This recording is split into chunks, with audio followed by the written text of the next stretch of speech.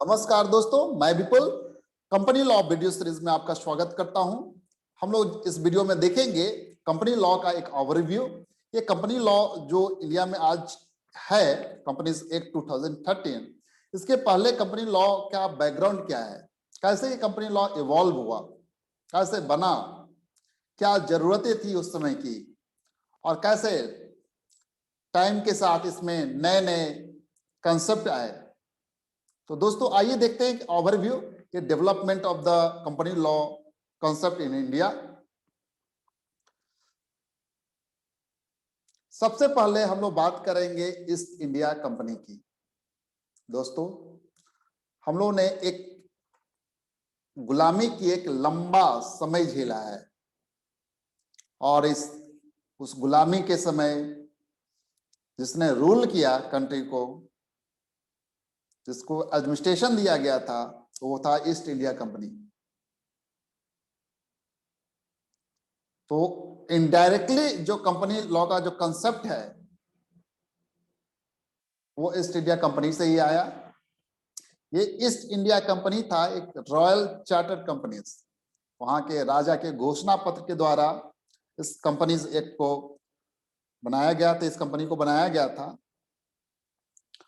Major और sourcing जो इसका जो था, sovereign function was done in the Europe and India including army administration, government tax collection करता था। ये right by Mughal empire after Buxar defeat के बाद ये सारा टैक्स कलेक्शन वगैरह सब इसके हाथ में चला आया था ईस्ट इंडिया कंपनीज का। तो ये शुरुआती दौर था कि जैसे कैसे कंसेप्ट कंपनी का इंडिया में आया। उसके बाद कंपनीज एक्ट 1850 की बात करते हैं। ये 1815 में first law on registration of the joint stock companies India में इनेक्ट हुआ। ये कंपनी जो था, कंपनीज जो इस एक्ट के अंदर बने हैं, वो थे company was a distinct legal entity. वो कंपनी का distinct legal concept, corporate personality का कंसेप्ट इस कंपनी एक्ट के द्वारा आया। उसके बाद ज्वाइंट स्टॉक कंपनीज एक्ट 1857, 1857 का युद्ध आप लोग जानते होंगे, बहुत फेमस था, स्वतंत्रता संग्राम का पहली लड़ाई। तो उसमें ज्वाइंट स्टॉक कंपनीज एक्ट 1857 आया, जिसमें लिमिटेड लायबिलिटी कंसेप्ट को इंट्रोड्यूस किया गया। That is the most important features of the company, limited liability concept. समझेंगे इसको बाद में कि लिमिटेड लायबिलिटी होता क्या है, भाई कंपनी क्यों बनाते क्यों है। लोग अपने रिसोर्सेज को एक साथ लाते हैं, ठीक है, उससे बिजनेस करते हैं और बिजनेस में नुकसान हो जाता है। अब कौन रिस्पॉन्सिबल, कौन पे करेगा? आपके जो क्रेडिटर्स हैं उसको कौन पे करेगा? तो रिस्क है। तो लिमिटेड लायबिलिटी कंसेप्ट यहां पर लाया गया 1857 में। एक डिटेल वीडियो हम लोग बनाएंगे इस पर, लिमिटेड लायबिलिटी क्या होता है। उसके बाद कंपनीज एक्ट 1866, ये जो कंपनीज एक्ट 1866 में आया, इसने बहुत से लॉ को, और पहले वाले जो लॉ है और बहुत से लॉ जो एग्जिस्टिंग है उसको कंसोलिडेट किया। कंपनीज एक्ट 1956 में consolidation of the all law on companies, तो वो भी कंसोलिडेट करता है। तो इसके सबसे पहले उन्होंने कंपनीज एक्ट 1866 जो था, इन्होंने सारे लॉ को कंसोलिडेट किया। उसके बाद इंडियन कंपनीज एक्ट 1882 था, जिसमें देखिए 1882 के अंदर liability of members limited but director were with unlimited liability.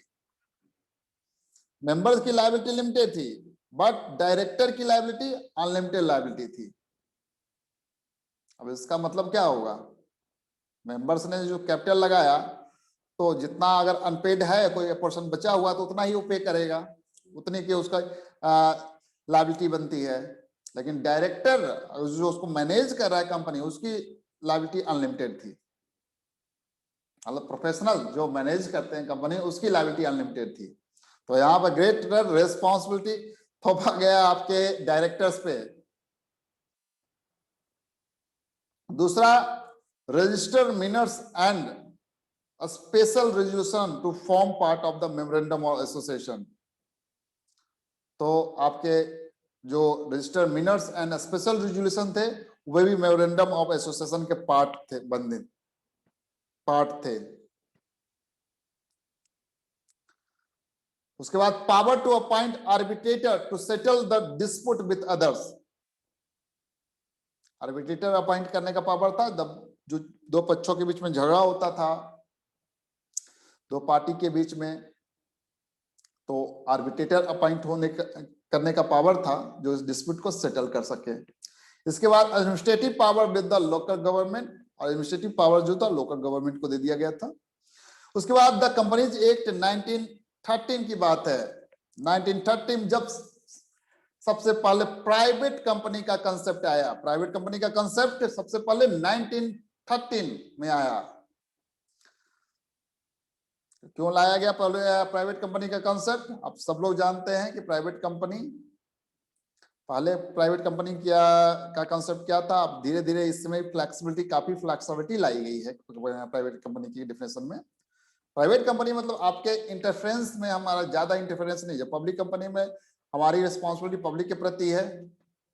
Private company में हम सेल्फ मोटिवेटेड है प्रॉफिट से, limited person, profit making, capitalist concept. तो ये प्राइवेट कंपनी का कॉन्सेप्ट जो है 1913 में लाया गया। इसके बाद company not for profit distribution companies introduce. देख रहे होंगे फर्स्ट वर्ल्ड वॉर के आसपास चैरिटेबल कंपनीज बन रही है। Annual general meeting, statutory meeting and extraordinary general meeting, ये सारे कॉन्सेप्ट को इंट्रोड्यूस किया गया। और registration of the mortgage and charges का प्रोविजन जो है 1913 कंपनीज एक्ट में लाया गया। तो ये बड़ा ही आपके लिए ये है कि अब कोई भी मॉर्गेज या चार्ज करते थे, पर रखते थे, गिरवी पे रखते थे, तो उस केस में उसका रजिस्ट्रेशन करने का प्रोविजन।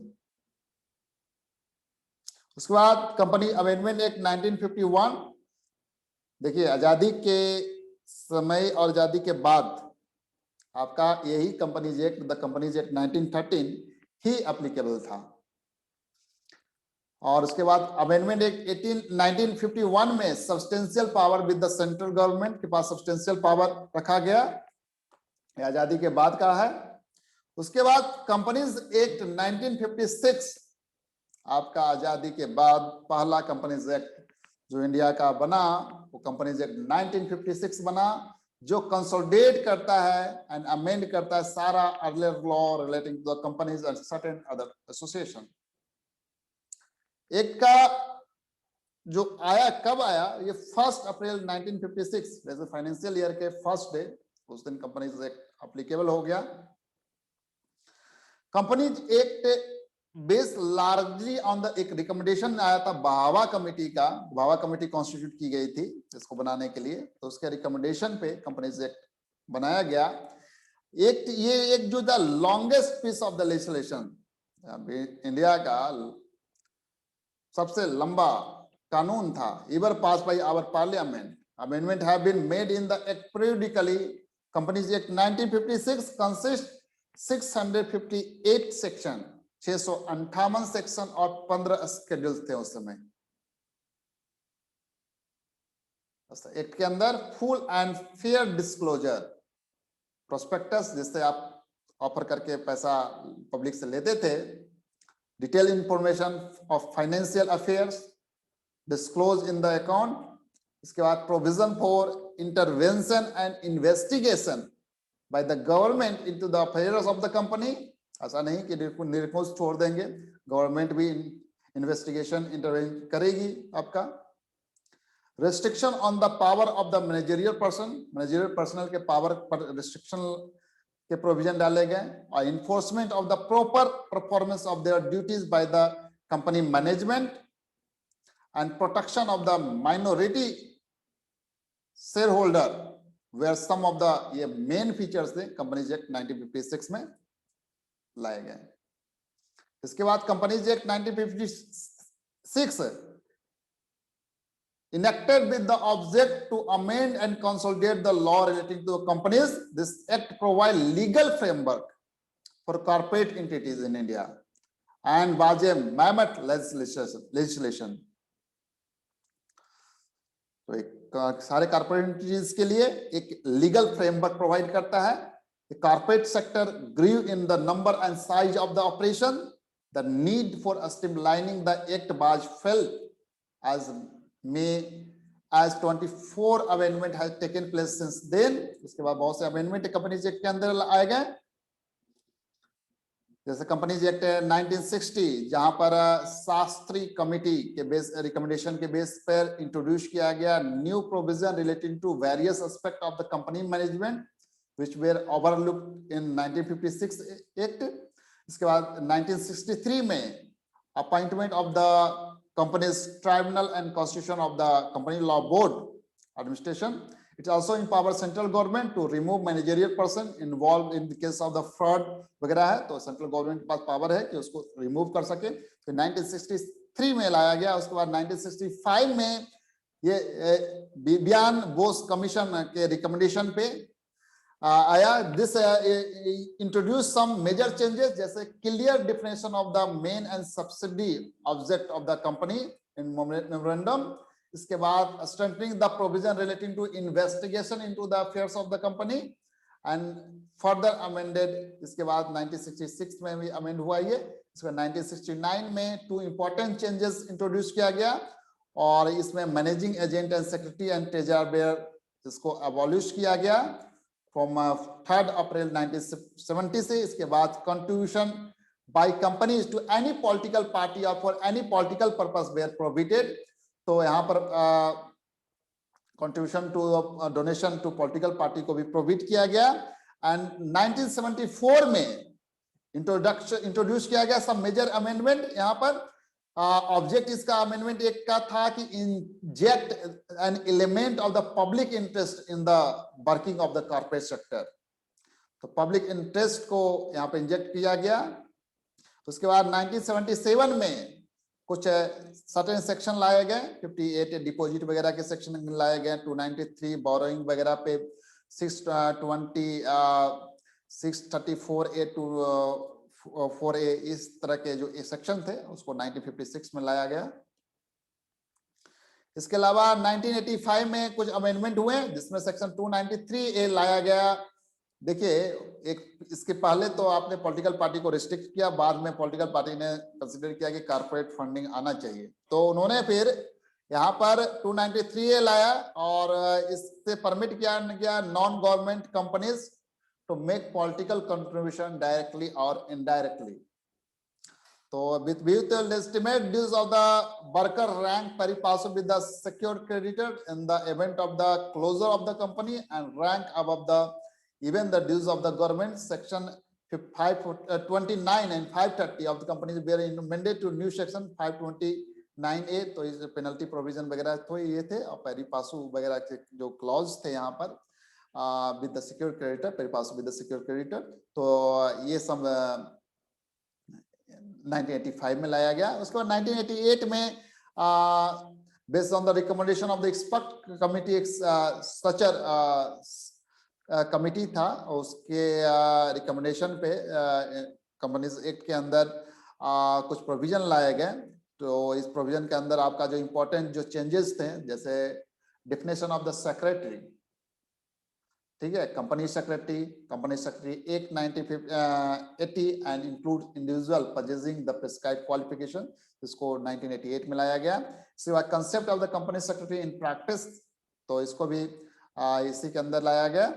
और amended act also set up independent company law board to exercise such judicial and quasi judicial function earlier being exercised either by the court of the central government. तो ये इसके बाद depository act वगैरह आया जिसमें डिमेटराइजेशन की बात कही गई, डिमेटराइजेशन ऑफ द शेयर्स के बारे में. एंड इसके साथ ही register of member and other consequential जो प्रोविजन थे उसको भी इनकॉर्पोरेट किया गया. उसके बाद कंपनी अमेंडमेंट एक्ट 1999 जहां पर मेजर चेंजेस आए थे, जिसके अंदर sweat equity share buyback of the share के कॉन्सेप्ट लाए गए। हम लोग डिटेल में देखेंगे बाईबैक क्या होता है, स्वेट इक्विटी शेयर क्या होता है, कंसेप्ट 1999 में लाया गया। इसके बाद nomination facility for the benefit of the share deposit and debenture and deposit holder के लिए लाया गया। इस पे investor education and protection fund भी एस्टैब्लिश किया गया 1999 में। National advisory committee on accounting standard establish किया गया। इसके अलावा prior approval of central government not required for inter corporate investment lending proposal subject to certain condition. तो ये एक नया प्रोविजन यहाँ पहले था कि सेंट्रल गवर्नमेंट का प्रायर अप्रूवल लेना पड़ता था आपको इंटर कॉर्पोरेट इन्वेस्टमेंट लेंडिंग वगैरह के लिए, तो उसको हटाया गया यहाँ से 1999 में। इसके अलावा 2000 के में आपका प्राइवेट कंपनी पब्लिक कंपनी का minimum paid up capital requirement डाली गई 1 लाख और 5 लाख। इसके अलावा provision relating to deemed public company become inoperative and a new provision relating to conversion of public company to private company ये इंसर्ट किया गया 2000 में। इसके बाद SEBI given power regarding issue and transfer of security and non payment of dividend by listed public company के लिए सेबी के पास power आया।